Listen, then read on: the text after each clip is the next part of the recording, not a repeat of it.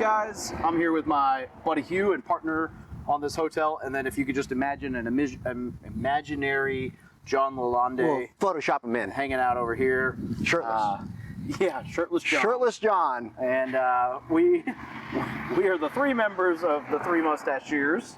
And anyway, you're right about all the loud trucks. So we wanted to showcase for you guys real quick. We wanted to show off the hotel and kind of tell the story of how we came across this hotel, how we bought it, and kind of how the first year has gone, some lessons learned. And then we're going to do a second video that's talking about like the systems and the way that we've really managed to operate this hotel in a lean and efficient manner. So before we run inside, why don't you give the 2-second overview of Hugh for anyone in the channel who doesn't remember? Oh, well, I'm Hugh, the hillbilly millionaire, and I buy things that are super sketchy and flip and hold them. I got brought into this deal by Dave and John, and it was a lot of fun. I had more experience by 3 months than they did, and that allegedly made me qualified to be a part of the deal. So a lot of learning went on, a lot of awesome stuff happened, but we want to just share. And you two, I mean, I started real estate like 2 years before this, and never would have dreamed of owning a hotel or anything like that. And it's very easy. Run the numbers, and we'll get into the missteps that we've had, and go from there. So follow us. Let's go inside. Oh, it's cribs. Wait, I don't know the music.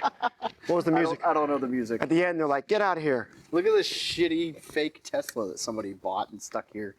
And no one will lift it and put mud tires on. After you, ladies first.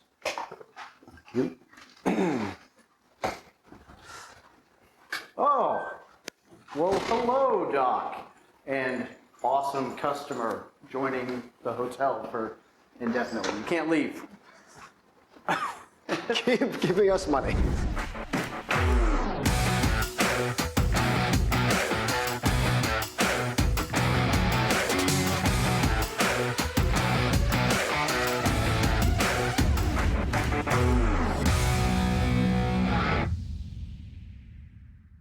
All right, so now that we're in the hotel with the doggo, you'll see that we have a pool, there's a hot tub, we've got a bunch of random stuff going on in here.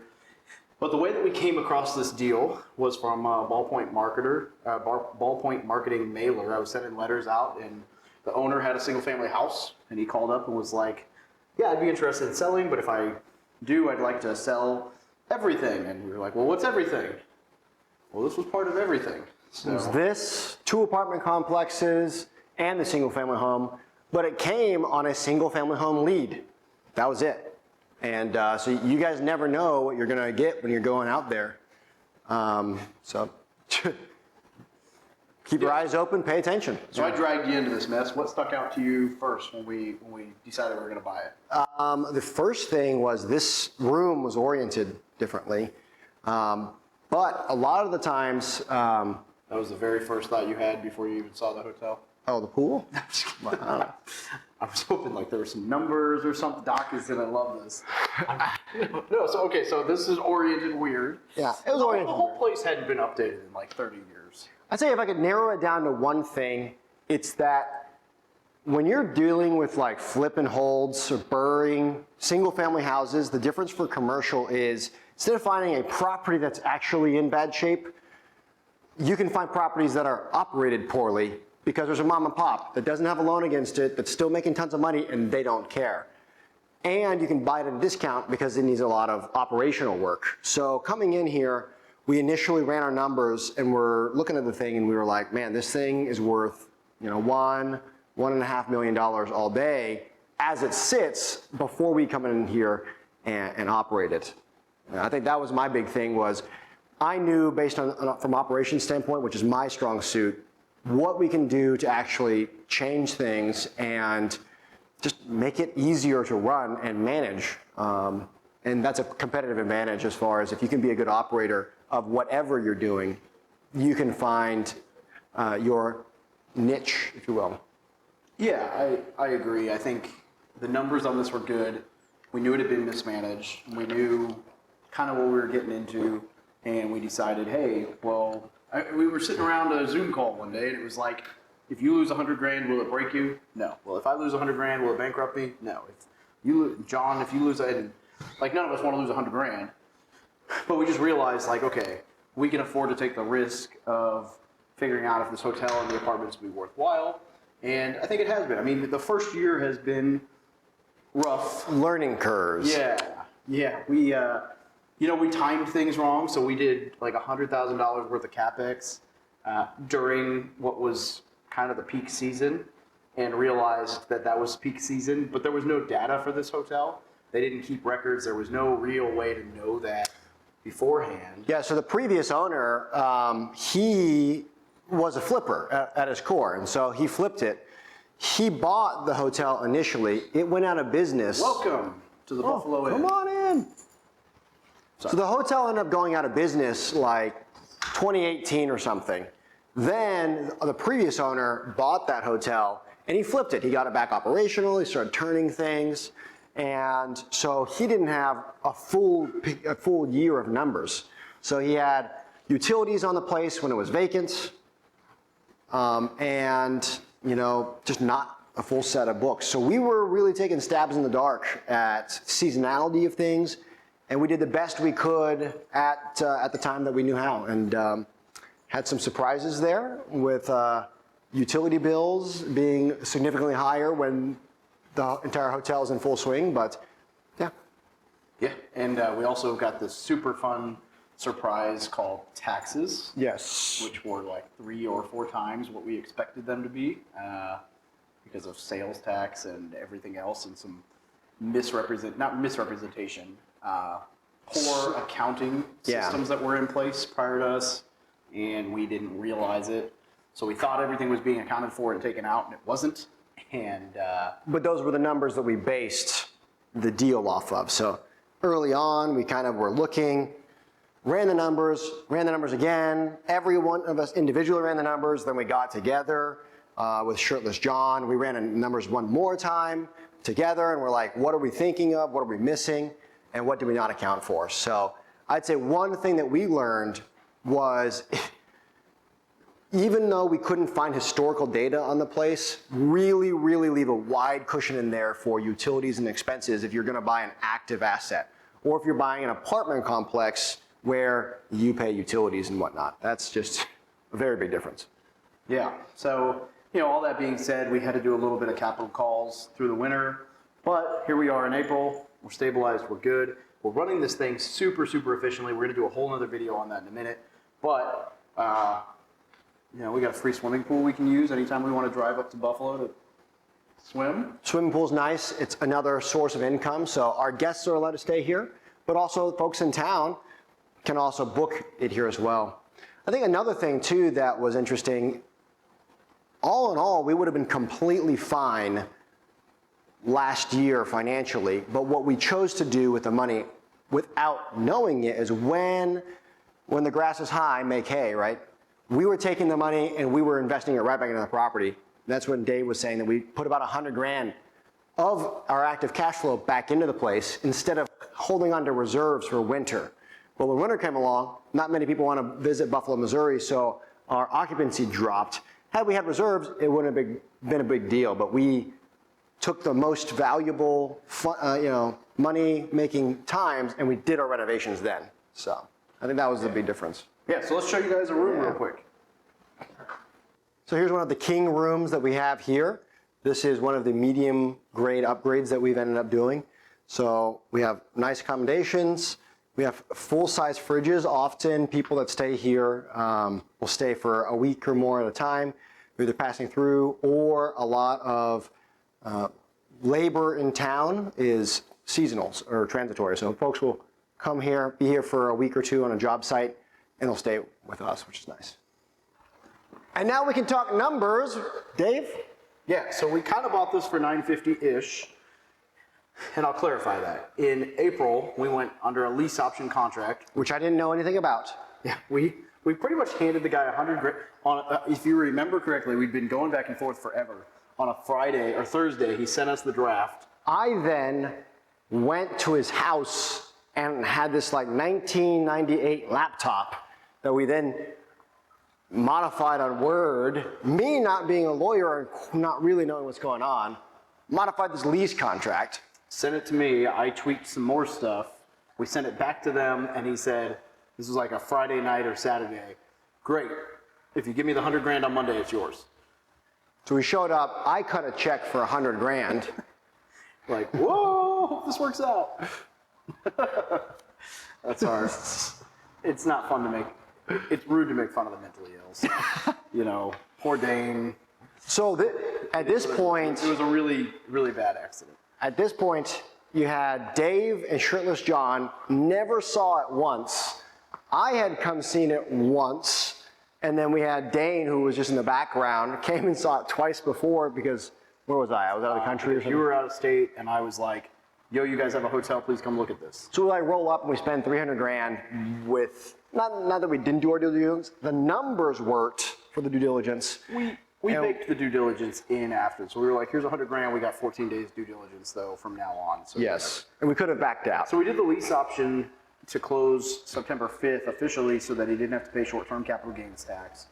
And in that time, we did a whole lot of capital expenditures, right? Working on, you know, all kinds of stuff.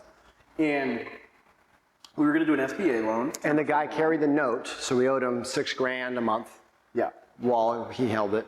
So we were going to do an SBA loan, 10% down, and then for some reason that fell out, so we decided to go with our normal portfolio lender in town and do 15% down, which was fine, except we hadn't budgeted for the 15% down, so we were like, hey, we spent $100,000 on CapEx, can you guys credit that for the down payment, which is a ridiculous thing to ask, but they did. So essentially we got to put $100,000 into capital expenditures and updating the hotel that also counted as our down payment. Correct. Was sweet, so that's unheard of. Our initial $100,000 that we put down counted towards it, but there was still a deficit. But yeah, what happened was the way the bank was able to make it work, and this is why it's important to do awesome local banks, right? The big boys don't care about you, but they basically said, hey, the appraised value came in higher than what you want to buy it for. Let's do a 85% loan to value against the appraised value, and we were able to snag it. Yep. So. And then, so we're 985, I think was what that came in, like 984, 985 was appraised value. That's what we did the 15% on. Still came in with the same note we would have had, or less of a note than we would have had at 10% down on 950. And at the time, the numbers were, you know, during the summer of this thing, I think peak, we hit like 62,000 gross. I think it was 62, and we were in the 50s for most of the summer. And then during the winter, it went into the 20s. So that's the swing, right? If this thing at our current rate, we're 119? Yes, if we can fill it at 119. That was when rooms were $90 for a queen and $110 for a king. Yeah, so we'd be over $100,000 a month gross if we were fully occupied. Probably closer to 110, 120. Yeah, which you should not run your numbers fully occupied. Yeah, so we figured like, hey, if we're even 50%, we'll be around 50,000 a month, that'll be profitable. Then it was like, if you're even 30% occupied, we're golden. No worries, no need to worry about anything. And then our occupancy was like 0 at some point, so. So January and February hit us really hard, and realistically, it's really important for us, which you'll find out in the next video about operational efficiency, to keep our employees keep our employees with as many hours as we can, because they depend on us. So we end up doing a few capital calls. We would not have done the capital calls had we known about it in advance. We would have just taken those really high months, set reserves aside for the winter, and not really worried about anything. But we didn't know. So next year will be better. Yeah. That's pretty much it. Yeah, I think so. So the numbers are good. We probably increased the value. Oh, how many doors? So $50,000. There's 40 doors, but when we started, there were only 11 operational. Yeah, there were 11 doors operational, and then part of the reason we spent so much money is now there's 34 rooms operational total. So again, we roll the money into the place, it's good, things are better, we have the opportunity to generate more, especially right now, it's end of April, we're going into the busy season, which is super exciting, and Next year we'll know, hold back reserves. So during this busy season, we're just going to stack cash to get us through the winter.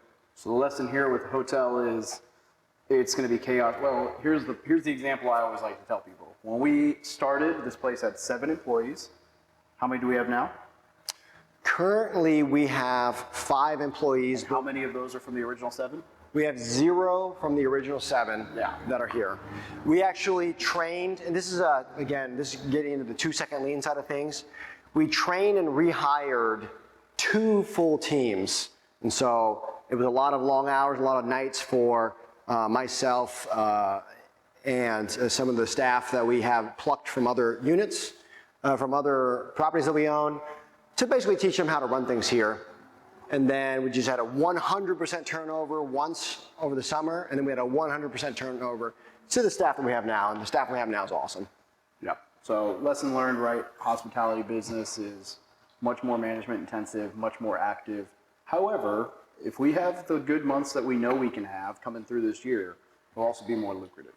Yeah, it's big risk, big reward, and especially if you can find some place that has operational distress and you're a good operator. Coming in, none of us had hotel experience.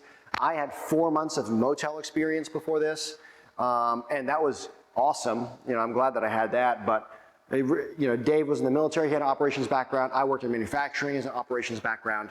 If you have a competitive advantage where you can run something better ads, better supplies, cutting the waste, hey, we're gonna get better internet, but cut cable. Those are the kinds of things that are really gonna take you to the next level that maybe the mom and pops not necessarily don't know about, and they might not, but they just don't care about it. If you can buy something, then this is almost the perfect size too. There are thousands of these type of deals dotted all over the country and dotted all over the world where the children of the people who own this place, initially, they moved away. They became a doctor or a lawyer somewhere and they live in, a big metropolitan area. They're not going to move back. Deal with a fucking hotel. Yeah, they're not going to want to move back. They're not going to go home to Buffalo, Missouri, and run their parents' old motel or hotel. Yeah. So make sure you smash that like button, subscribe, and if you don't, I got nothing. But if you do, Hugh will jump in the pool on the next video. Cool. You want to start back outside or no? That their job isn't just that they do their job. Their job is that they improve the way their job is and they make their job easier. The byproduct is the rooms get cleaned and the guest gets checked in. So all of the things that we're very proud to show off to you are ideas that they had the authority and the training to actually improve their own jobs. So I wanted to kind of share a lot of this area with you. So this was a complete mess. It kind of looks a little messy behind us right now, but this used to be a complete mess. And it also looked semi-organized before. You had different blankets that were folded different ways, but they were folded based on size order, biggest to smallest. Well, one of the things with 2-second lean is 3S'ing, or sweep, sort, and standardize. For sorting, you want to sort most used items closest to you. Well, approximately where the cameraman is where most people spend their time here, because the cleaning cart is there. They're stocking the cleaning cart to go out and turn a room. So they reorganized everything with this cart. Well, this cart also has wheels. It rolls around. When they are doing cleaning sessions or they are doing laundry, this cart actually moves all the way over to in front of the dryers. That was an employee improvement. These kits are incredible. So the first thing is they are located here on this cart, where a lot of these kits used to be located behind us. Well, just the fact that they said, hey, we use these things every day and these things we use less, the less used stuff is further back. You see we have some inventory back there. The most used stuff is close up front. Just that difference alone saves our employees 114 miles per year that each of them have to walk. Now that's just gone. That was time that that we as a company had to pay, who ultimately the customers had to pay. And that was not actually adding value to the room. That was just walking over there to get them and walking back. Another improvement with these kits. Most of the time when you see laundry, it's all folded, nice and neat like this, and you have pillowcases and sheets and whatnot. Ours look like this. This is directly from the manufacturing realm. So we have a kit. This is everything that's needed to make a queen size bed. Another thing, we have strong visual controls. The gray is our king set. So, pick up a sheet, it's white. You know it's going to be for the queen set. There's no guesswork. Everything that's on here is in a roll. When you walk up and you set it on a bed, you roll it out. As you roll it out, it magically lands exactly for everything that you were going to need to make the bed. It doesn't sound like a lot, but just the fact that you used to have it in stacks, sometimes it was ripped and dirty, you didn't know. We took the steps to make a bed from 716 steps around the bed to 60 steps, depending on the person's height.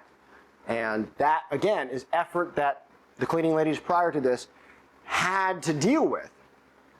Well, because we gave them the authority and the training, they were able to come up with their own improvement that makes their job easier. They don't have to deal with that ever again. So it's easier and easier for them. So their real job is to come up with easier and better ways to clean the rooms, to turn the laundry, to set out breakfast. The byproduct is it gets done. And because of that, we are running on an extremely lean staff. We often only have 3 people here at all times. We have 1 to 3 people here, so that allows us to give them the most hours, pay them more, but at the same time, you're not like a different hotel that has 7, 8 staff. Everyone's not doing very much, but the hotel's paying for all of that. What do you know? Rates start going up because ultimately they have to pass that cost on to the customers. Oh my God, Dave, you can walk. I sure can, Dave. See what I mean? Mentally unstable. Yeah. We have Dane here. Awkward. He'll actually talk about the space that's behind the camera person. Oh, we're talking about our morning meeting setup? Oh yeah. That's okay. You guys can do it. You got it. Oh, So, you might as well stay in close. all right. I'll just cut there. Okay. I'm gonna just mind my own business. All right, behind us, this is Dane. He's second in command for operations across the whole company. And this is just one of our sites, but we're going to talk about this area behind us.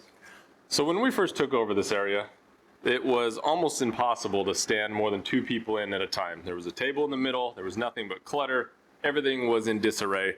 And what this has become is the beating heart of the hotel. So you see organized kits, you see things on wheels. And if I turn our attention to this section behind us, Yes, this is the most. what you're seeing is where we host the lean mornings in the meeting. Now, the lean morning meeting isn't about talking about work. It's about talking about the concepts and everything that you'll need to be successful at lean, to continually improve, to make your job easier. And we gather now as a group every single morning, and we make those improvements together. We share, we celebrate everything that we've done together over the last few months. You'll see that the markers, just like anywhere else in the hotel, are turned upside down. You see that everything's nice and orderly and neat, easy to be accessed. Everything that the employee actually does was designed by them to start, facilitate, and build their own morning meeting, because every single person in the company facilitates a meeting in rotation. So it's a pretty unique way to build a culture of continuous improvement, but people who really start to think lean and internalize it. When you have people that think lean, they basically have a owner's mentality because they genuinely own their job. They're in charge of it. We expect them to be in charge of it. Everything behind us has a place and it has a purpose, even if it might look a little chaotic or disorganized, down to you having a remote on Velcro that's directly under there. You have the TV or you have the computer mounted up on the wall away from everything. We have a speaker system. We have a webcam.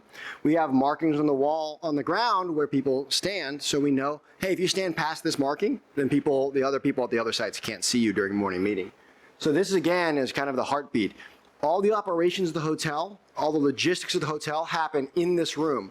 So this was the first place that we really took command and control over. And then we start providing training. We don't really tell people how to do their job. We give them a general direction. We give them the training needed for problem-solving skills. And then we set the expectation that their job is to figure it out. And they take it and they run with it. The best ideas will come from your people. And we've learned that time and time again, whether it's a cleaning cart, whether it's putting things on wheels, whether it's how to turn a bed faster. You ask a cleaning lady at the end of the day, how many steps really matter to her, whether it's 716 or 60, and she'll tell you every time it's going to be 60, but it affects her, and it was their best ideas that make the hotel a better place to work. That's pretty much it. Is there any other places that you would think, Doc? Right. So here next to the ice machine, you'll see some strong visual controls in case you did not know this is ice. Ice. And then organization. See, now I've contributed to the lean stuff. Yeah. Follow you into this dark hole. Well, on a serious note, the reason why we have that is because we probably had 2 or 3 times a day, people would stop and ask our staff, hey, do you guys have ice? Well, we had an ice machine right there. So it was really good to kind of show people how it worked. There's an arrow because it says basically to push up. Most people try to grab to the top and try to pull down. This room was crazy. You could not get any, you couldn't walk in here at all. In fact, you could open the door and sometimes there would be boxes that would fall. Now it's basically cleared out to the point where we can actually use things. This is our employee fridge. We got some Go-Gurts. Yeah, Go-Gurts. And employee fridge, but also we set things up for the morning meetings and we set things up for the morning breakfasts. Our 6 a.m. or 5 a.m. 6 a.m. on the weekends and 5 a.m. person, we end up having had to set this up. So if you check this out here, again, strong visual controls and cart on wheels. So the replenishment is actually super simple. It just comes straight out here. And whatever needs to be replenished, they would just take, pull off, and restock. So again, all of this comes down to how simple is it for your staff to serve your customers. Doesn't matter if it's running a hotel specifically. If you are having printer paper, if you're doing whatever it is that you're doing, if you're running a real estate thing, if you are a real estate investor, start thinking about those ways of making it super simple. Simpler you can make it for on-the-clock people to do their job easier, the bigger payoff you'll have. Right. I know I let Hugh just ramble on about lean stuff, and he's probably got a massive boner because that's what Hugh gets off to. Believe it or not, hotels aren't the only thing Hugh does in 2 seconds. Sorry. Couldn't resist. Efficiency. You can do more. You can do more if you take a short amount of time. Oh God. Yeah. So this is how we run the hotel efficiently, right? This thing could cost us $10,000, $20,000 a month more if we were running. I mean, shoot, we've reduced our overhead probably by 10 grand since we took over, if not more, per month. And as with anything when it comes to expenditures, right? It's, you know, if you increase income by $1, you get taxed on that, so it's really only 70 cents. And if that income goes away or you have a vacancy, now it's nothing. And your expenses were fixed the whole time. If you reduce expenses by $1, you had already paid tax on that money, so it's a full $1 in your pocket. And even if it goes vacant, you still have that $1 saved. So expenses is the name of the game. The lower you get the expenses with anything, the more money, the more net operating income you bring in. And you can increase revenue too, but the income is not guaranteed, the expenses is guaranteed savings. Right. So. And there's a lot of stuff that we didn't really even get into today. Inventory control, just the fact that because we run everything lean, we have the Kanban and replenishment systems out there, we don't have tons and tons of inventory. Right before it runs out, we are able to order more. Well, what that means is instead of us not being prepared and A, not being able to serve our customer, or B, a big thing is we would just buy tons and tons and tons of inventory. Well, now we're sitting on 10 or 20 grand of inventory of cleaning supplies or something. Well, there's no need to do that if you only need, you know, 1/10 of that because you're organized enough to only spend that. Well, then the rest of the money that you have, you can use for other operations in the hotel.